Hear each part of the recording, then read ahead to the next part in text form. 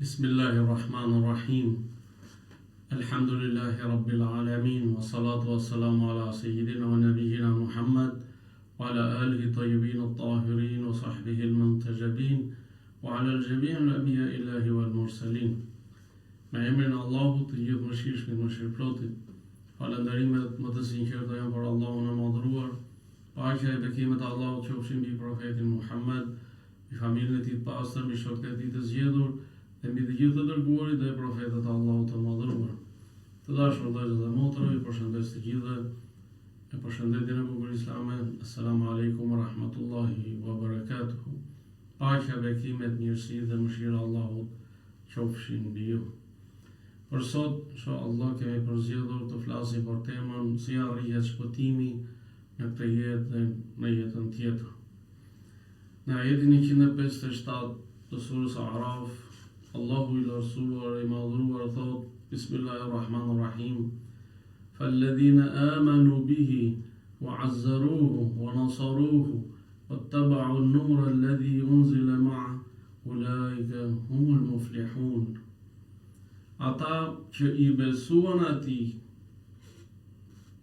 e nderuan, e ndihmuan dhe pasuan dritën që zbriti me të, ata janë të shpëtuarit.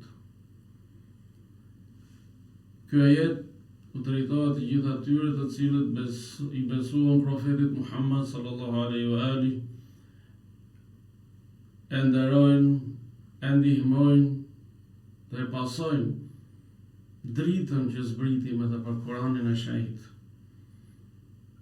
Dhe të tillët pra janë të shpëtuarit. Kurani i shenjtë dhe profeti Muhammad sallallahu alaihi wa alihi na e kanë treguar rrugën e shpëtimit. Na dhe na nxisim që të ecim drejt kësaj rruge, pra, rrugës së shpëtimit. Ata na paralajmërojnë nga rrugët që çojnë në shkatërrim dhe në humbje. Prandaj, kush e ndjek Kuranin, kush e ndjek profetin Muhammed, paqja e bekimet e Allahut qofshin mbi të dhe mbi familjen e tij, është nga të shpëtuarit, ndërsa kush i kundërshton ata është nga të humburit, si në këtë jetë, ashtu edhe në jetën tjetër. I dashur i zemrave tona, profeti Muhammed sallallahu alaihi wa alihi ka thënë: 3 gjëra sjellin shpëtim: drejtësia në kënaqësi e në zemrim, maturia në pasuri dhe në varfëri, dhe frika ndaj Allahut në fshehtësi dhe haptasi. Shpëtimi, apo siç njihet në gjuhën e Kuranit al-falah, do të thotë fitoria dhe arritja e qëllimit, si në këtë botë, ashtu edhe në botën tjetër. Shpëtimi në këtë botë është arritja e pastërtisë shpirtërore, mbartja e moraleve të larta, të punuarit me nder, si dhe të pasurit një shëndet të mirë. Shpëtimi në jetën tjetër është fitimi i kënaqësisë Allahut të gjithëmëshirshëm dhe fitimi i xhennetit të tij. Për shkaqeve që sjellin shpëtim janë: e para, apo shkaku i parë, është besimi dhe vepra e mirë. Shpëtimi arrihet vetëm përmes besimit dhe veprave të mira. Nuk ka shpëtim duke bërë vepra të këqija dhe duke mos besuar. nuk ka shpëtim për pa besim, ashtu siç nuk ka besim pa vepra të mira. Në fillim të surës Al-Baqara, ajetin 5, Allahu i madhruar i lavdron besimtarët për shkak të besimit dhe veprave të tyre të mira. Pastaj i përshkruan ata si të shpëtuar, duke thënë: Ulaika ala hudan min rabbihim wa ulaika humul muflihun. Ata, pra besimtarët, janë në udhëzim nga Zoti i tyre dhe ata janë të shpëtuarit. Ndërsa në ajetin 77 të surës Hajj thuhet: Ja ayyuhalladhina amanu irka'u wasjudu wa'budu rabbakum waf'alul khayr la'allakum tuflihun. O ju që keni besuar, përkulluni dhe bini në sejdë, adhuroni Zotin tuaj dhe bëni të mira që të shpëtoni. Fjala e mirë gjithashtu përmbledh çdo vepër të mirë. Në ajetin e parë të surës Mu'minun, Allahu i madhruar thot: Qad aflaha al-mu'minun. Me të vërtet janë të shpëtuar besimtarët. Më pas, Allahu i plotfuqishëm përmend një seri cilësish të tyre, për shkak të cilave besimtarët pra janë të shpëtuar. Çdo cilësi prej tyre është shkak i shpëtimit. Dhe ato cilësi që përmend Allahu, që janë shkak i shpëtimit të besimtarëve, janë për ulësia në namaz dhe ruajtja e namazit, largimi nga fjalët e kota, dhënia e zakatit, ruajtja e nderit, kryerja e amaneteve dhe përmbushja e besës. Dhe në fund të këtyre cilësive, në ajetet 10 dhe 11 të surës Mu'minun, Allahu i madhruar thot për besimtarët e shpëtuar se ata janë trashëgimtarët të cilët do të trashëgojnë Firdausin, xhenetin më të lartë. Dhe aty do të qëndrojnë përjetësisht, nuk dalin pra prej këtij xheneti. Prandaj le ta lexojmë të gjithë së bashku fillimin e surës Mu'minun dhe aty të krahasojmë vetat tona. A jemi ne prej tyre apo nuk jemi? Nëse jemi, t'i lutim me Allah që të na forcojnë atë rrugë. Nëse nuk jemi, të pendohemi, të kërkojmë falje dhe të kthehemi tek Allahu dhe të mbartim ato cilësi që përmenden në fillimin e surës Mu'minun, që të jemi të shpëtuar. Shkaku i dytë i shpëtimit është namazi, shtylla e fesë, me anë të cilës dallohet besimtari nga jo besimtari. Namazi është një derë madhështore drejt shpëtimit e felah, siç thonë ajetet e Kuranit.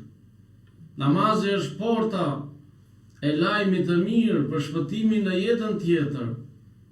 Siç ka thënë profeti Muhammed sallallahu alaihi wa ali, vepra e parë për të cilën robi do t'jap llogari në ditën e ringjalljes është namazi i tij.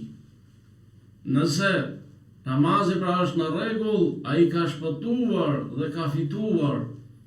Nëse namazi i tij është i parregullt, i prishur, ai ka humbur dhe ka dështuar. Zoti na ruajtë. Të qenit e namazit një derë madhështore e shpëtimit, e vërteton edhe thënia e ezanit që thritet 5 herë në ditë, hayya alal falah. Jeni në shpëtim. Prandaj, të gjitha të jemi të përkushtuar ndaj namazit, ta falim me frikë respekt, ta falim me përqendrim namazin, ta falim çdo namaz si kur të jetë namazi i fundit i yni. Ta falim namazin ashtu pra siç e dëshiron Allahu. Dhe jo ta falim namazin, të japim selamin edhe pas namazit të fillojmë të shajmë, të ofendojmë, të fyejmë, të akuzojmë të tjerët. Ky nuk është namaz. Edhe nuk të çon në shpëtim. Allahu na ruaj për këtë namaz. Shkaku i tretë është pendimi. Gjithashtu është një nga rrugët e shpëtimit. Besimtari duhet ta mbajë gjithmonë këtë rrugë, rrugën e pendimit. Duke marrë si shembull profetin Muhammed sallallahu alaihi wa alihi, i cili kërkonte falje e pendim 100 herë në ditë sipas transmetimeve. Po ashtu të ketë shembull ehli bejtin e tij të pastër. Kur ata, njerëzit e pastër, njerëzit e më të mirë, më të zgjedhur, kërkonin falje, kërkonin pendim 100 herë në ditë, po ne kush jemi? Sa herë duhet të bëjmë ne këtë gjë? Në surën Nur ajeti 31, Allahu i madhruar thot: "Wa tubu ila Allahi jami'an ayyuhal mu'minun la'allakum tuflihun." Dhe pendohuni të gjithë tek Allahu o besimtar, që të shpëtoni. Një thirrje madhështore për besimtarët, që të mos mashtrohen vetëm me faljen, por gjithmonë pas faljes, kudo që të janë, kudo që të jepra të zbatojnë pendimin, të kërkojnë falje. Allahu të fuqiplot, ashtu si vepronte profeti Muhammed sallallahu alaihi wa alihi. Shkaku i katër shpëtimit janë 2 dëshmit, shahadeti, la ilaha illallah Muhammadun Rasulullah. Sepse me anë të tyre hyjet në Islam, feja e fundit dhe e pranuar tek Allahu. Feja e shpëtimit, feja e udhëzimit, feja e lumturisë. Profeti Muhammed sallallahu alaihi wa alihi dilte në tregjet e idhujtarëve duke thirrur: "O njerëz, thoni nuk ka zot tjetër përveç Allahut që të shpëtoni." Në ajetin 67 të surës Qasas, Allahu i madhruar e përmend veprën e mirë si shkak për arritjen e shpëtimit. Dhe thot: "Fa-amma man taba wa amana wa amila salihan fa-asa an yakuna min al-muflihin." Sa për ata që është penduar, ka besuar dhe ka bërë vepra të mira, ai mund të jetë prej të shpëtuarve. Pra ky ajet lidh pendimin, veprën e mirë dhe besimin të treja së bashku. Dhe që të treja këto janë shkak të shpëtimit në jetën tjetër. Shkaku i 5 është devotshmëria. Shkaku i 5 i shpëtimit është devotshmëria. Ku qëllimi kryesor i të gjitha adhurimeve në fenë islame është arritja e devotshmërisë, sepse ajo është mbrojtësja më e madhe, më e fuqishme, që e mbron njeriu nga të gjitha të këqijat. Dhe kjo devotshmëri përmbledh në vetvete pra besimin dhe veprën e mirë, sepse nuk ka devotshmëri me të këqija. Devotshmëria është që njeriu të jetë i ruajtur nga të këqijat. Në ajetin 189 të surës Bekara, Allahu i madhruar thot: "Wattaqullaha la'allakum tuflihun." Dhe kini frikë Allahun, pra jini të devotshëm që të shpëtoni.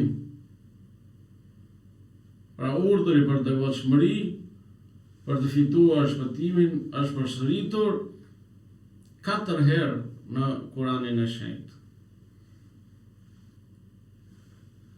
Shkaku i 6 është ndreqja e zemrës dhe pastrimi i shpirtit. Në surën A'la, në ajetin 14, Allahu i Madhëruar thot: "Qad aflaha man tazakka." Ka shpëtuar ai që është i pastruar, ana shpirtërore, ka pastruar zemrën, ka pastruar shpirtin, ka pastruar ndërgjegjen e tij. Ndërsa në ajetin 9 të surës Shams thuhet: "Qad aflaha man zakkaha." Ka shpëtuar ai që e ka pastruar veten e tij nga të gjitha të këqijat, të vogla dhe të mëdha. Ai është i shpëtuar. Shkaku i 7 është besimi, dhe këtë gjithashtu Kurani na fton që të besojmë, sepse besimi në Allahun fuqiplot është dritë, është shpëtim, është udhëzim. Gjithçka që është përmendur në Kuran dhe në Sunetin e pastër rreth llojeve të veprave që çojnë drejt shpëtimit, kanë ardhur për të nxitur për ato vepra të mira, për të treguar kujdes ndaj tyre dhe për të shmangur pakujdesin ndaj tyre. Duhet që besimin ta forcojmë sa më shumë. Besimi forcohet duke parë argumentet, shenjat e Allahut në gjithësi, dhe të mendohet për to, të mendohet thellë për argumentet, për krijesat e krijuesit. Nëse mendojmë thellë në krijim, do të arrijmë që të kemi një besim të fortë, një besim të pastër, një besim që çon në shpëtim.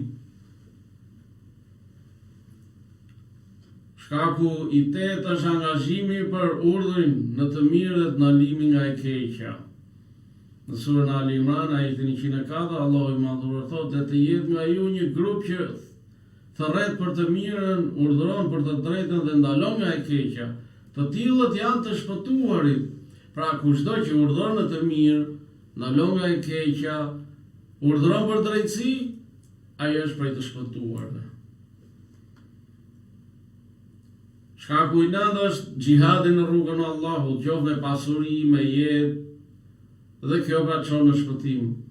Në ajetin 88 të surës Tauba thuhet: "Por i dërguari dhe ata që besuan me të u përpoqën me pasuritë e tyre dhe jetën e tyre, ata do të kenë të mirat, edhe ata janë të shpëtuarit." Shkaku i 10 është përmendja e Allahut, dhikrullah. Dhe ky është shkak për shpëtim. Në surën Anfal, ajetin 45 thuhet: "O ju që keni besuar, kur të përballeni me ndonjë grup që qëndroni të palëkundur dhe përmendeni Allahun shumë që të shpëtoni." Pra, përmendja e Allahut është një prej shkaqeve që çon në shpëtim. Gjithmonë gjuhët tona, zemrat tona do të jenë të punësuara me përmendjen e krijuesit, me krijuesin e gjuhës, me krijuesin e zemrës. Kur të mos e harrojmë, ai nuk na harron. Ai është me ne, kudo që të jemi. Ai na kujton gjithmonë, edhe ne ta kujtojmë, nëse duam të shpëtojmë. Edhe përmendja e të mirave të Allahut, për t'i falendëruar, është shkak për shpëtim, siç u tha profeti Hud a.s. popullit të tij: "Përkujtojeni të mirat e Allahut që të shpëtoni." Pra, t'i përmendim, t'i kujtojmë edhe të mirat e Allahut që na jep, sepse është shkak për shkaqeve të shpëtimit. Shkaku 11 është gjykimi me ligjin e Allahut dhe është bindja ndaj tij dhe ndaj të dërguarit të tij profetit Muhammad sallallahu alaihi wa alihi. Edhe kjo është shkak për shpëtim. Në ajetin 51 të surës Nur thuhet: fjala e besimtarëve kur thirret te Allahu dhe i dërguari i tij që t'i gjykojnë është: dëgjuam dhe ju bindëm, këta janë të shpëtuarit. Pra ata që dëgjojnë fjalën e Allahut, fjalën e të dërguarit të tij dhe i binden fjalës së tyre, ata pra janë të shpëtuarit. Shkaku i 12 është dhënia e të drejtë të afërmëve, të varfërve dhe udhëtarëve. Siç thot ajeti 38 i surës Rum: jepje të afërmit të drejtën e tij dhe të varfrit e udhëtarit. Kjo është më e mirë për ata që kërkojnë fytyrën e Allah, pra afrimin tek Allahu, dhe ata janë të shpëtuarit. Shkaku i 13 është dashuria për të dashurit e Allahut dhe armiqësia ndaj armiqve të tij. Atawalli wa tabarruk. Bazuar pa siç vepron edhe profeti Muhammed sallallahu alaihi wa alihi. Dhe këto janë, siç i cilësot dhe Kurani, janë pra i grupi Allahu ose partia Allahu, siç thot në ajetin 22 të surës Mujadele, ata janë partia Allahut, pa dyshim partia Allahut, janë të shpëtuarit. Shkaku i 14 është vendosja e të tjerëve para vetes dhe çlirimi nga lakmia e shpirtit. Në ajetin 9 të surës Hajj thuhet: ata i japin përparësi të tjerëve, edhe pse nëse vetë janë në nevojë. Kush shpëton nga lakmia e vetes, ata janë të shpëtuarit. Pra të fjalë për ensarët kur pritën muhaxhirët në Medinë. Gjithashtu në ajetin 16 të surës Taghabun thuhet: shpenzoni për të mirën tuaj, kush shpëton nga lakmia e vet, ata janë të shpëtuarit. Pra kur të mos kemi lakmi. Apo si thuhet dhe tahmaja madhe të lë pa gjë, thot populli. Dhe largimi nga lakmia është shkak që të çon në shpëtim, si në këtë jetë ashtu edhe në jetën tjetër. Shkaku i 15 është zbatimi i obligimeve, i detyrave të Allahut pa asnjë mangësi. Pra, namazin, agjërimin, zakatin, khumsin, haxhin, të urdhëruarit në të mirë, të ndaluarit nga keqja, pra këto detyra të caktuara nga Allahu, nëse kryhen në mënyrë të saktë, pa asnjë mangësi, to e shkaqe të shpëtimit inshallah. Shkaku i 16 është përmbajtja nga gjakderdhja në kohë trazi-rash. Sepse derdhja e gjakut pa drejtësisht është një çështje e rëndë tek Allahu fuqiplot. Kurse sot shikojmë të derdhet gjaku lum pa drejtësisht, gjaku i fëmijëve, i grave, i pleqve, i pafajshmëve. Edhe shumica heshtin. Heshtin, pra ku shikojmë të gjak derdhe që derdhe pra lum. Në këto ditë flasin për paqë, ndërkohë që veprohet me dhunë. Paqja, si thonë, është për t'i kënduar një fatiha, se me kohë ka vdekur. Inshallah, Allahu va lëson vështirësi vëllezërve dhe motrave tanë në Palestinë dhe të gjithë muslimanëve kudo që janë. Shkaku i 17 është kënaqësia me atë që të ka dhënë Allahu fuqiplotën. Sepse kjo e pengon njeriu nga padrejtësitë dhe dëshirat për të marrë pasuri të ndaluara. Sa e sa toka, sa e sa prona merren padrejtësisht. Shumë njerëz janë shkatruar për shkak të kësaj lakmie. Sepse nuk janë të kënaqur me ata që i ka dhënë Zoti. Dhe si përfundim gjithë shka lënë këtu, asgjë nuk marrë me vetë. Qefini nuk ka gjepa. Gjithë shka që ke grumbulluar do ta lësh këtu, do ta marrë pasardhësit. Por, të dish se je përgjegjës ti për atë që ke lënë, pas dhe se si veproj të tjerë me atë që ke lënë.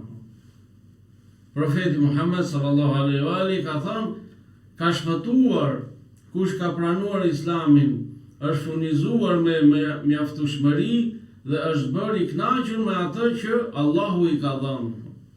Pra ai është i shpëtuar. Ai që ka pranuar Islamin, ai që është furnizuar me aq sa i mjafton, dhe ai është i kënaqur me atë që i ka dhënë Allahu. Pra janë të shpëtuar këto. Shkaku i 18 është largimi nga të ndaluarat që i ka ndaluar Allahu i ka bërë haram, pra. Sepse këto janë të ndëshkueshme, haramet. Në ajetin 19 të surës Maide, Allahu i madhuar thot: o ju që keni besuar, alkooli, bigjozi, idhuj dhe shigjetat e fallit janë të ndyra dhe vepra e djallit, largohuni atyre që të shpëtonin. Pra rrini larg tyre që të shpëtonin. Pra largimi nga të ndaluarat që i ka ndaluar Allahu fuqiplot, dhe janë ta shkak për të shpëtuar. Shkaku i 19, ehli bejti i profetit Muhammed sallallahu alaihi wa alihi janë shkak për shpëtimin e ummetit islam. Profeti Muhammed sallallahu alaihi wa alihi ka thënë: shembulli i ehli bejtit tim tek ju është si shembulli i anijes së Nuhut. Ai që hipën në të shpëton, dhe ai që zmbrapset, pra nuk hipën, për saj mbytet. Ky hadith përgjendet në shumë tekste, literatura islame, qoftë nga ehli suneti, qoftë nga shiizmi. Prej tyre është Mustadrak al-Hakim, poshtu al-Khasais al-Kubra i Suyutit, Jami al-Saghir, Tafsir ibn Kathir, Tarikh Baghdad, Hilyat al-Awliya, As-Sawa'iq al-Muhriqa, Majma' al-Zawaid, Khair al-Uqba, Kifayat al-Talib, Nur al-Absar, e të tjera burime që përmendet pa quhet hadithi i anijes. Pra ehli bejti i profetit janë anija e shpëtimit. Prandaj, le të kapemi, le të hipim në këta anije. Të dashur vëllezër dhe motra, le të jemi prej atyre që i friksohen Allahu dhe i bindën atij, të kapemi fort pas besimit dhe veprave të mira, sepse fundi i tyre është siguri dhe shpëtim në të dy jetët. Të ruhemi nga mosbesimi, hipokrizia dhe mëkatet, sepse fundi i tyre është mjerim në këtë jetë dhe mjerim në jetën tjetër. Në ajetet 8 dhe 9 të surës Araf, Allahu i madhuar thot: dhe pesha atë ditë është e drejtë, kush ka peshën më të rëndë me vepra të mira, ata janë të shpëtuarit, e kush ka peshën e lehtë me vepra, ata janë që e kanë humbur vetveten për shkak se kanë vepruar padrejtësisht ndaj ajeteve tona. E lutë Allahun e madhruar që të na hap rrugët e shpëtimit, të na udhëzojë për t'i ndjekur ato dhe të na bëjë prej të shpëtuarve. Vërtet Allahu është dëgjues dhe përgjigjës i lutjes. Allahu ju ruajt, ju begatoft ju dhe familjet tuaja kudo që t'jeni. Assalamu alaikum wa rahmatullahi wa barakatuhu. Paqja, bekimet, mirësitë dhe mëshira Allahut qofshin mbi ju.